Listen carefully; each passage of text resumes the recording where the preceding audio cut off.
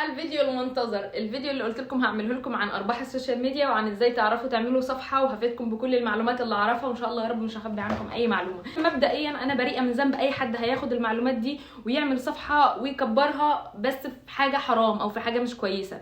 انا بعمل الفيديو ده لا ربما حد يكون امه معيله، حد ما عندوش مصدر دخل، فيبقى ده مصدر دخله اللي في الحياه يعني، وابقى ساعدته في رزقه. المهم مبدئيا كده السوشيال ميديا بتربح. طب مين اكتر الابلكيشنز اللي بتكسب فلوس؟ هو اليوتيوب، بس اقلهم انتشار. يعني عشان تنجح على اليوتيوب محتاج مجهود جبار جبار وكواليتي عاليه جدا جدا جدا. طيب مين تاني حد فيهم بيكسب؟ الفيسبوك. فيسبوك ارباحه كويسه جدا، بيكسب على الفيديو على المليون مشاهده 100 يورو، وعلى الريل على المليون مشاهده 50 يورو، وعلى الكومنتات وعلى اللايكس وعلى الشير وعلى اي حاجه خاصه بالسوشيال ميديا على الفيسبوك بتكسب، بتربح فلوس، بس طبعا بتختلف من حاجه لحاجه. اوكي. ف تيك توك بيجيب فلوس؟ لا ما بيجيبش فلوس بالمناسبه. تيك توك بيجيب فلوس هنا في اوروبا على المليون مشاهد تقريبا 50 يورو او حاجه زي كده، بس في بلادنا لا، شرق اوسط ما بيكسبش على الفلوس. فبالتالي التيك توك مش بيكسب غير من اللايف فقط. لكن التيك توك اسرعهم انتشار، اسرع من باقي الابليكيشنز كلها. يعني انت لو عايز تطلع وتتشاف بسرعه التيك توك اول واحد ليهم. لو عايز فلوس اليوتيوب والفيسبوك. انستجرام، هل الانستجرام بيجيب فلوس؟ بيجيب بس قليل مش كتير.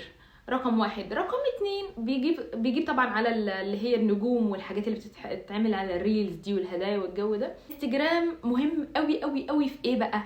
مش في الفلوس، مهم في الشركات. لما بتروح تعمل عقد تعاون مع اي شركه، اول حاجه بتقول لك وريني الانسايتس بتاعت الانستجرام بتاعك، وريني الناس اللي عندك على الانستجرام من اي بلد، وريني الناس اللي عندك متفاعلين عندك على الانستجرام قد ايه.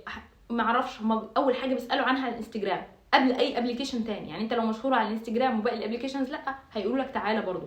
انستجرام مهم جدا جدا بالنسبه للشركات، فبالتالي اهتموا بالانستجرام عشان الشركات وعشان الاعلانات وبصوا للمستقبل، واهتموا بالتيك توك عشان الانتشار، واهتموا بالفيسبوك عشان الفلوس. تمام؟ لانه كلهم في الاخر بعد فتره لما بتنجح بيجيبوا لك كلهم فلوس، كلهم بيتربطوا ببعض كده. تبداي ايه؟ تبداوا صفحات جديده، ما تبداوش صفحات قديمه. يعني لو عندك صفحه مثلا بقالها فتره ما عليهاش تفاعل، سيبها بجد، لان ساعتها خوارزميات السوشيال ميديا بتبقى فهمت ان المحتوى ده غير مطلوب، فبالتالي ما بتظهروش لحد. فمهما عملت ومهما حاولت، لو نفخت في قربه كانك بتنفخ في قربه مقطوعه، مش هتطلع، مش هتتشاف تاني. فانت لما بتبدا محتوى جديد، خوارزميات السوشيال ميديا بتعرضها لناس كتير في البدايه، على امل ان هو لو المحتوى ده كويس هيجوا عاملين ايه بقى؟ هيجوا ظاهرين الناس اكتر. يعني ظهرتوا ل 200 شخص، فاللي اتفاعلوا عليه مش عارفه عدد كذا، فبالتالي السوشيال ميديا ليها ارقام يعني سيستم. فالرقم كذا ده انا خلاص ده الفيديو ده معناه انه متشاف، فهعرضه ل 200 تانيين، ل 400 تانيين، ل 500 وهكذا. فهو السوشيال ميديا ليها بس في المشاهدات والارقام. فانت لما تيجي هتبدا محتوى، هتيجي تبدا صفحات بالبدايه جديده، كلها جديده، تبدا في البدايه بانتشار كذا فيديو لحد ما فيديو فيهم ينتشر. طيب الوقت بتنزل امتى؟ الوقت هقول لكم على حاجه، هي مش قاعده. الوقت ممكن تنزل فيديو الساعه 1 2 بالليل ينتشر، وممكن مش عارفه ايه، بس برضو انا بحسبها بالعقل لوجيك. يعني في اوقات مثلا زي متاخر بالليل الناس طبيعي بتبقى نايمه، فاغلب الناس مش هتشوفه، فمش بنزل بصراحه فيديوهات بالليل. بنزل في الوقت ايه بقى؟ اللي هو مثلا من الساعه 5 المغرب كده لحد الساعه 10 11 زي كده، اللي هو الوقت اللي الناس طبيعي بتبقى ماسكه فيه تليفوناتها بعد الشغل. بنزل الصبح مثلا الناس وهي رايحه مثلا شغلها بتقلب كده في التليفون بتاعها. انا دي الاوقات اللي انا بنزل فيها. بس ناس كتير تقول ان الوقت ملوش علاقه. وبالمناسبه الفيديوهات تكون قصيره يا جماعه، ما تكونش طويله، لان في البدايه محدش يعرفك عشان يكمل لك فيديو 15 دقايق، محدش يعرفك. فلما هيشوفك هيعدي، الا لو شديته بالمقدمه والفيديو ما كانش طويل. يعني في البدايه اشتغلوا على الريلز اكتر، لان الريلز اسرع انتشار من الفيديوز مش بتتشاف قد الريلز. اشتغلوا على الريلز اكتر، واشتغلوا على المقدمه ان انتوا تشدوا الناس بيها. لو شديتوا الناس فيها هيكملوا الفيديو، ولو كملوها هتتحسب مشاهده، ولو اتحسبت مشاهده هيظهروها للناس اكتر، وهكذا.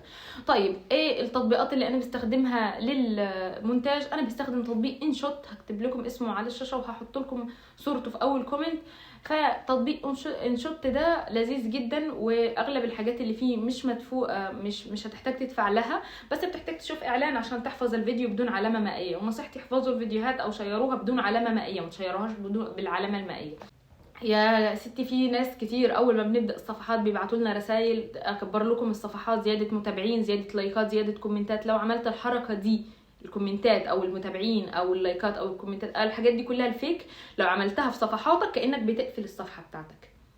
بمجرد ما هتزود ناس فيك او حتى لو قال لك متابعين حقيقيين، حتى لو الناس مش حقيقيه، الناس مش جايه لك من الاخر يعني، فمش هتتفاعل معاك. فانت عدد المتابعين عندك سي مثلا 10,000، فاللي بيتفاعل معاك 50 ولا 20. طبيعي الخوارزميات السوشيال ميديا هتبقى شايفه ان المحتوى ده مش مطلوب، فمش هتظهره لحد. فانت كده بتموت صفحتك. ما تزودوش فيك ابدا، اي حاجه ما تزودوهاش فيك. الفيك ده بتقفل صفحتك زي ما بقول لك كده.